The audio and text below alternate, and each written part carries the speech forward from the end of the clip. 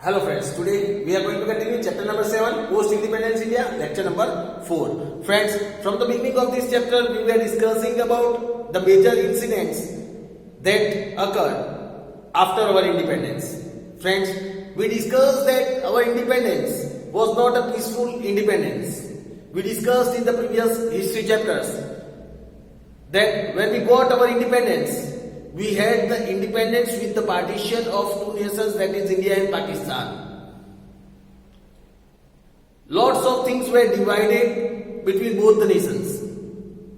Friends, at that time communal riots were going on.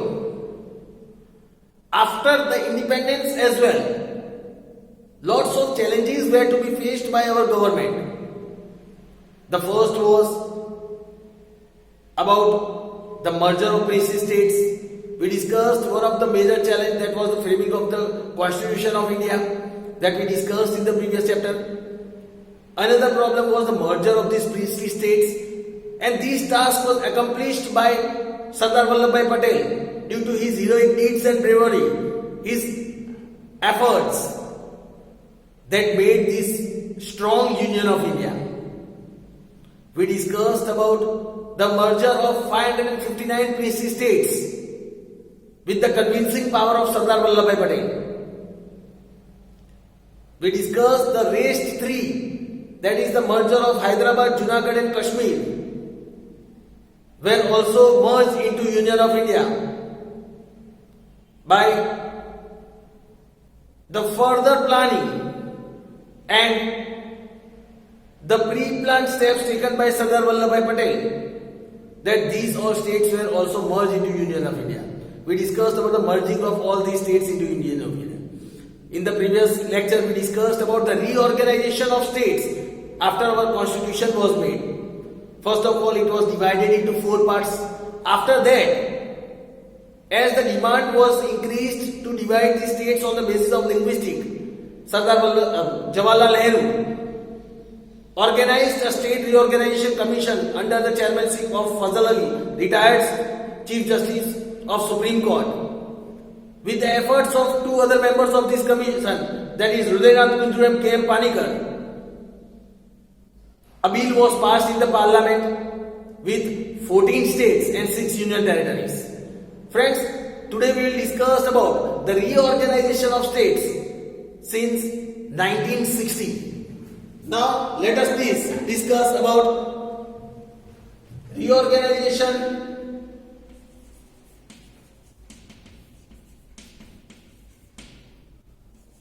of Indian states since 1960.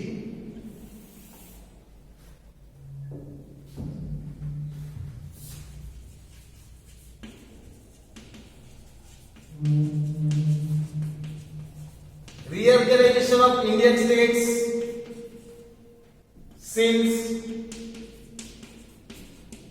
1960. Here, when we discuss about this state, the central government declared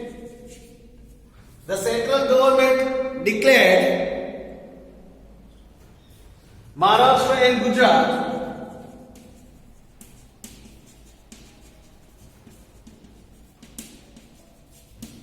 as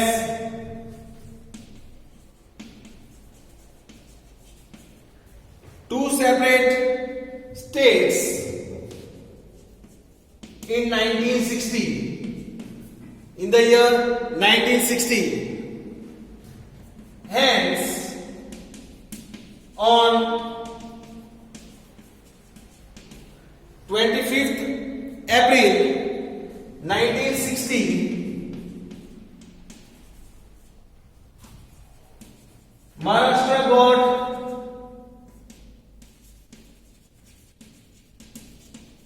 recognition and was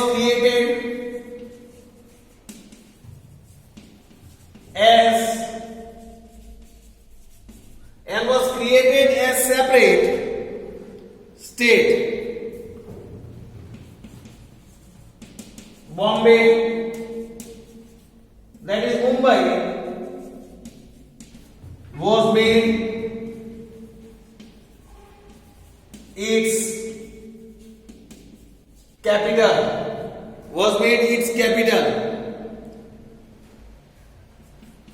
Gujarat, which consisted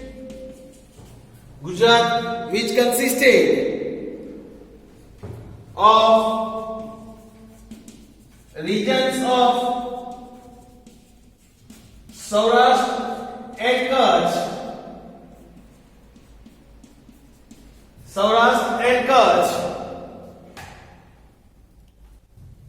Was created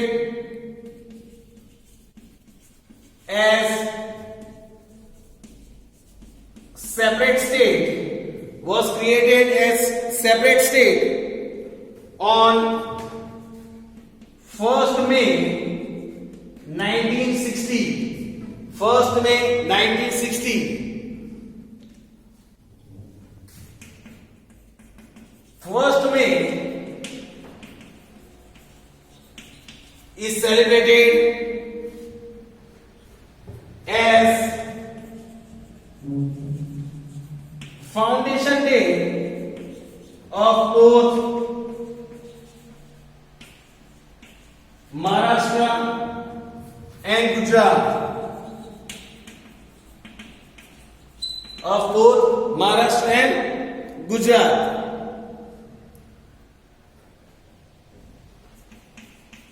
The 7 states of East India,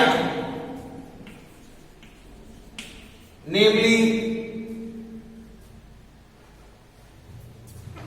Arunachal Pradesh, second Tripura,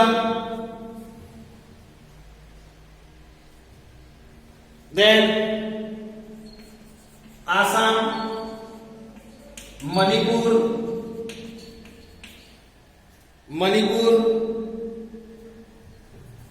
Meghalaya,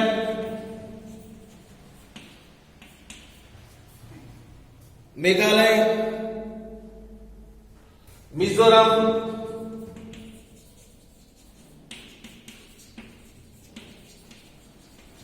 Nagaland, Mizoram, Manipur. Here we said Arunachal Pradesh, then Tripura, Assam, Manipur, Meghalaya,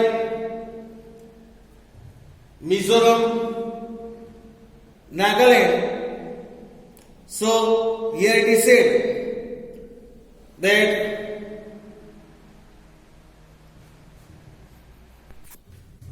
so friends, these were the 7 states.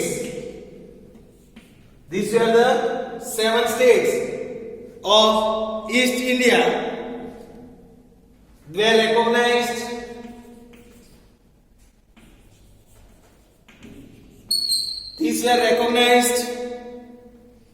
as the land of 7 sisters.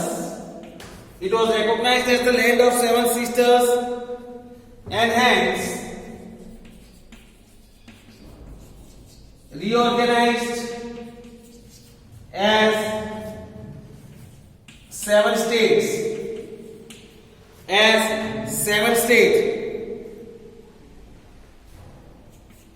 In the year 2000, Jharkhand, capital Ranchi, was separated from Bihar. Chhattisgarh,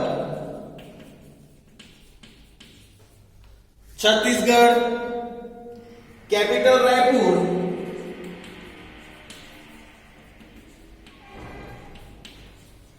was separated from Madhya Pradesh, Uttarakhand,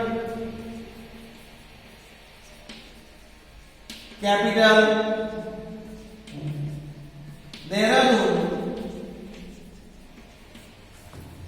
Dehradun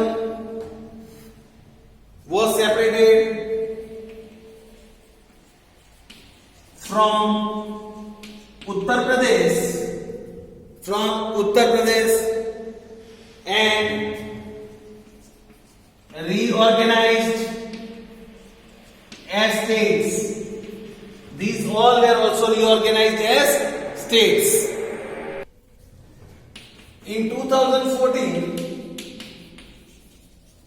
Telangana was reorganized as a separate state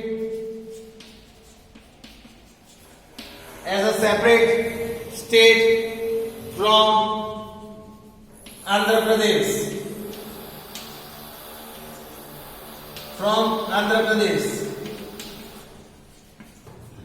Till date,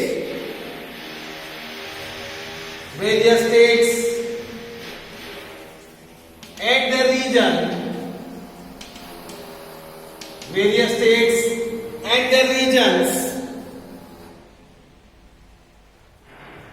demands to separate and create new states. One such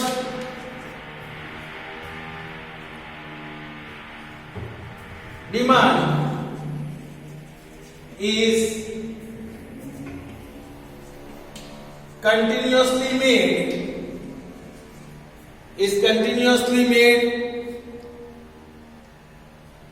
by Vidarbha region of Maharashtra to get a separate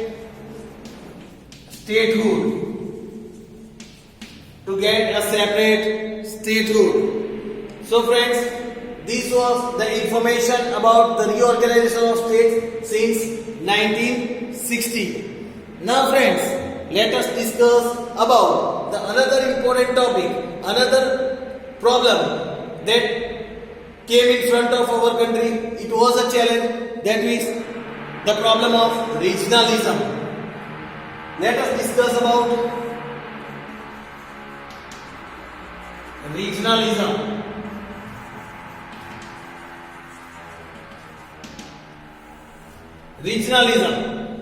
Here it is said, the approach of regional rather than a central system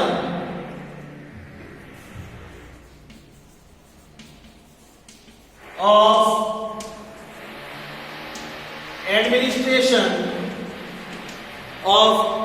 administration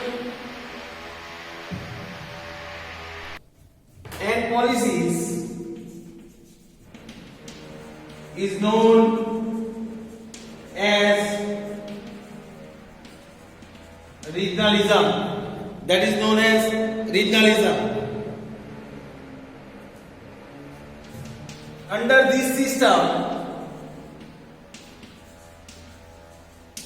people of a particular region demands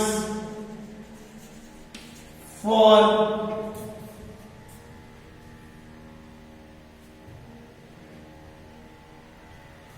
to have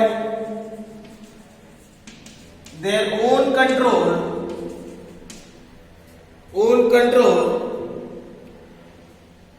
over the region rather than the state. Rather than the state.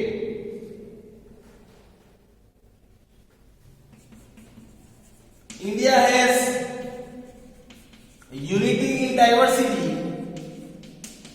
India has unity in diversity, in which people follow diverse religion,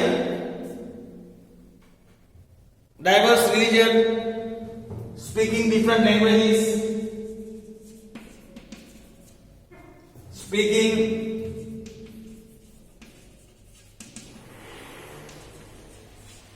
different languages,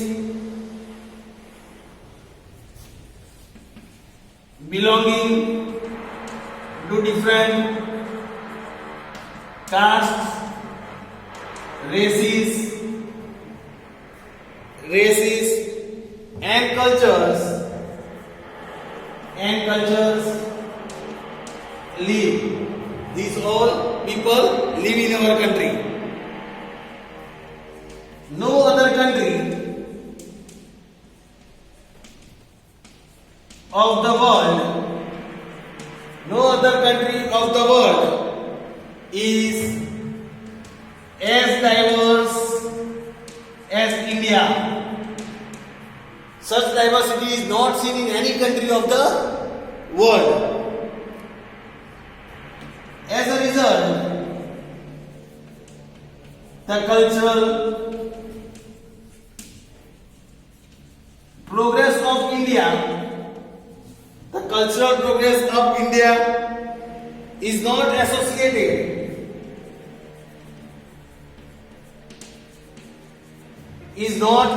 associated with a specific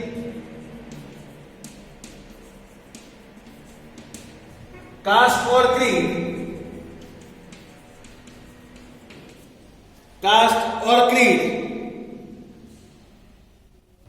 but it is through a unified method.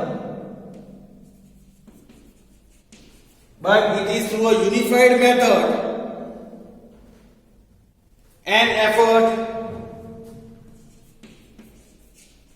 of people living in India and due to people living in India. Now friends, let us discuss about the reasons of this regionalism, that why this regionalism is experienced in our country. Now friends, about the reasons for regionalism. Reasons for this regionalism, here it is said, when people speak a common language, share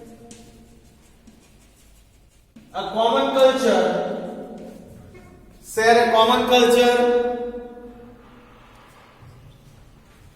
and live in certain specific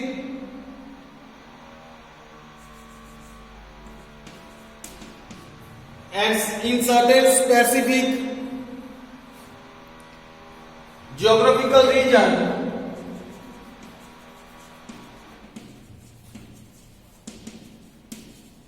for a long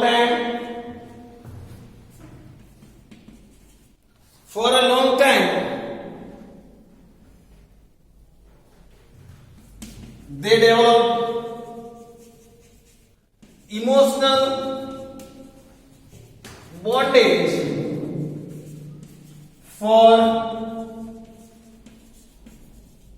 each other,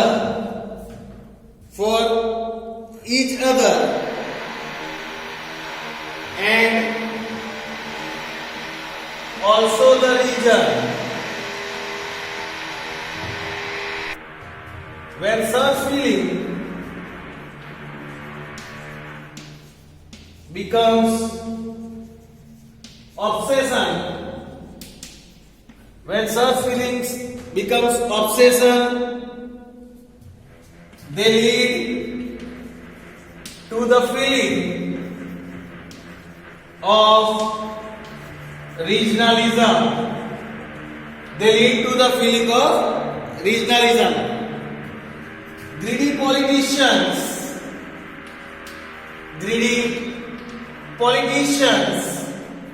and various communal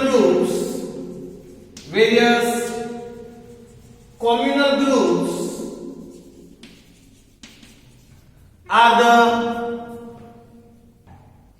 main reasons for creating the feeling of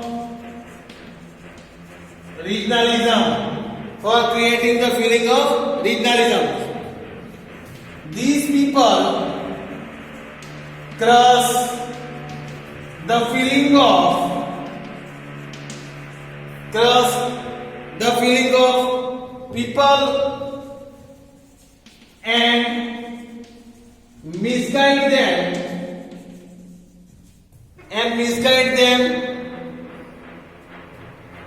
for their own motives. Then people who fuel wrong objectives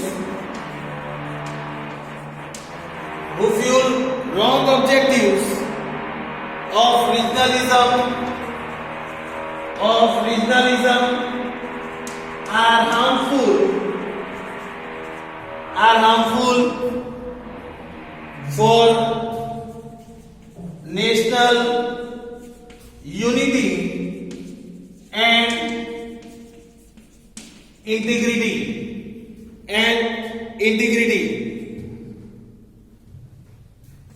These feelings harm the nation.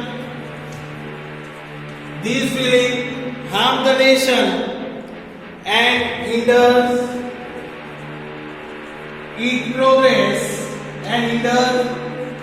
its progress to fulfill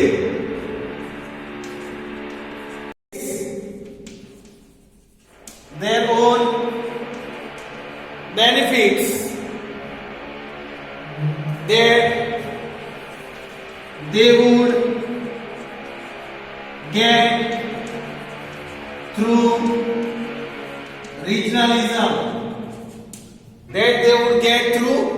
regionalism. These people forget that for a citizen, his country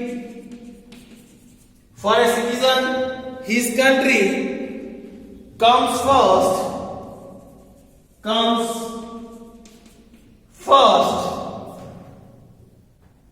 and then his state or region,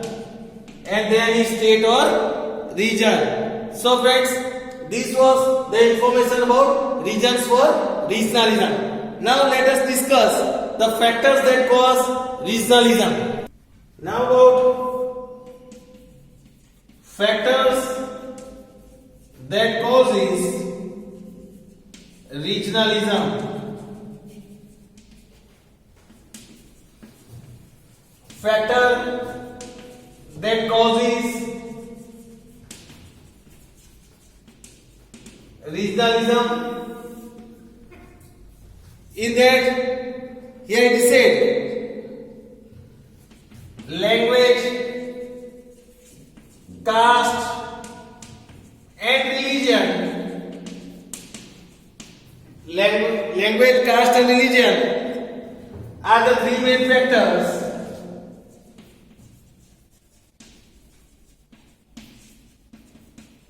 are the three main factors that lead to regionalism. Let us discuss about the language first. Language, here it is said, when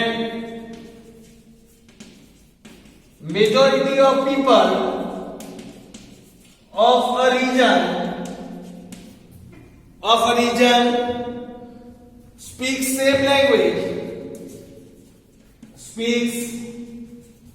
same language,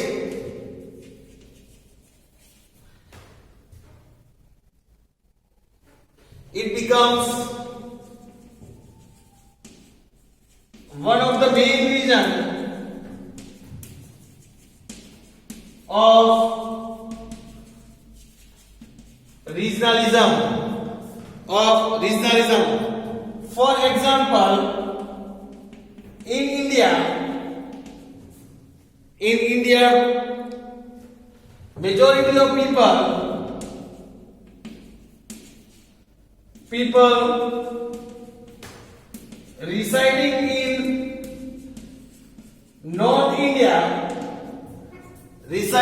in North India are Hindi speakers, whereas those residing in South India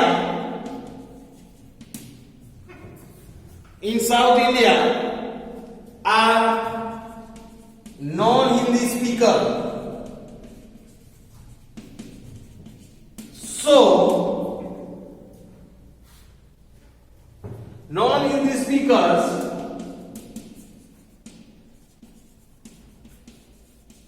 demands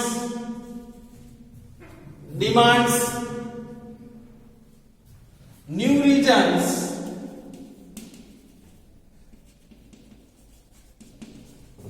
according to the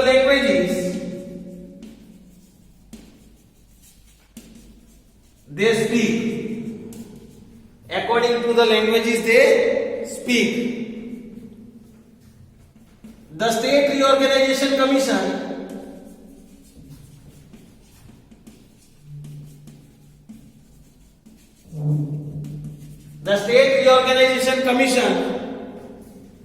created separate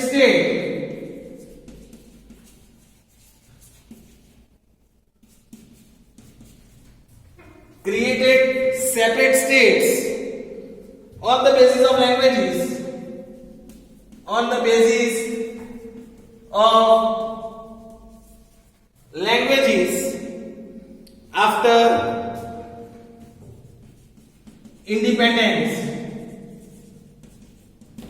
after independence. Now let us discuss about the second part, that is caste and religion. Let us discuss about caste and religion. Here it is said, people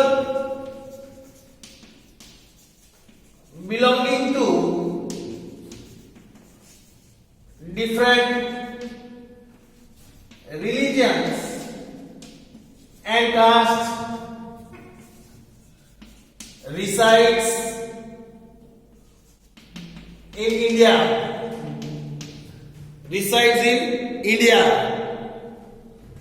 When people belonging to specific region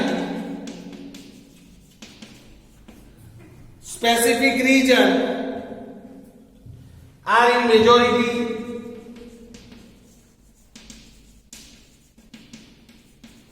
in a region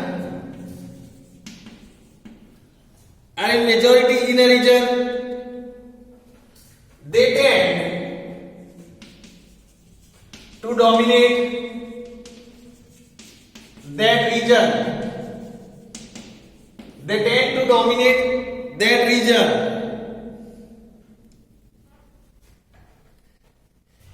For example,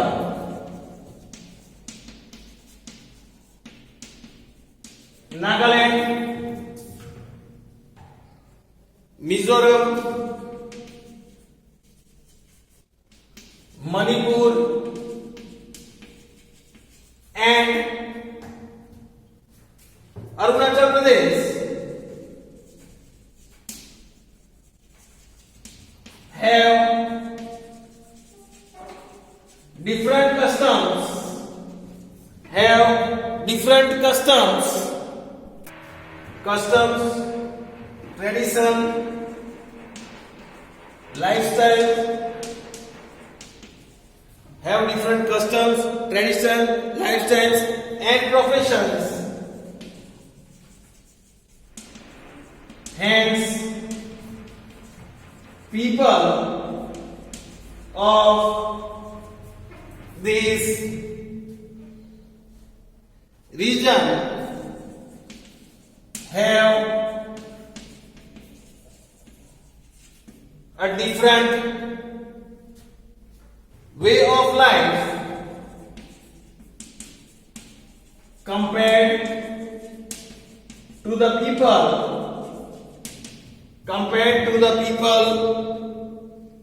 living in other parts of the country. The Bodo people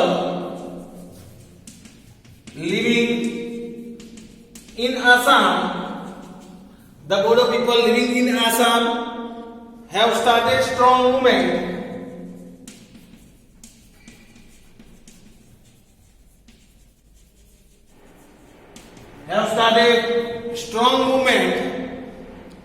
for creating a separation from Assam. Similarly,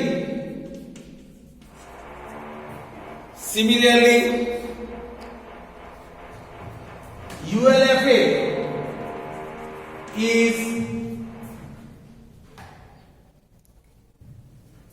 another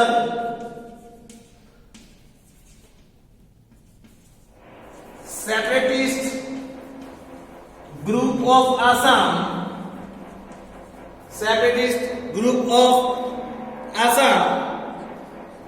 which demands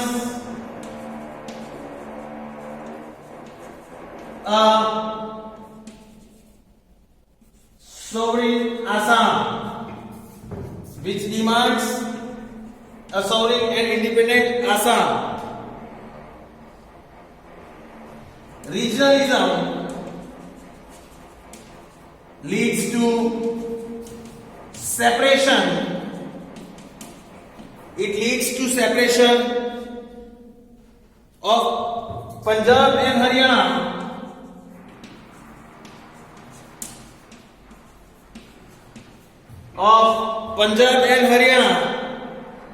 Jharkhand from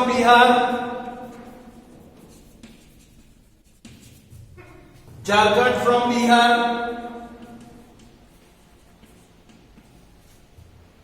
then Chhattisgarh from MP, that is Madhya Pradesh, and Uttaranchal from UP.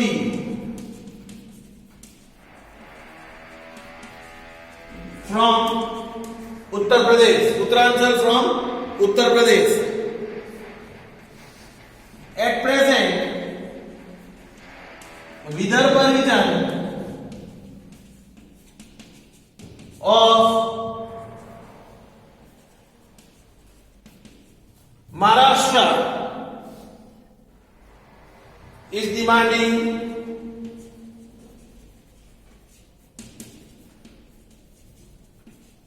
separate state from Maharashtra. So friends, this was the reasons for regionalism. Hope so you have understood it. We'll discuss about the other topic of this chapter in our next lecture. Thank you, friends.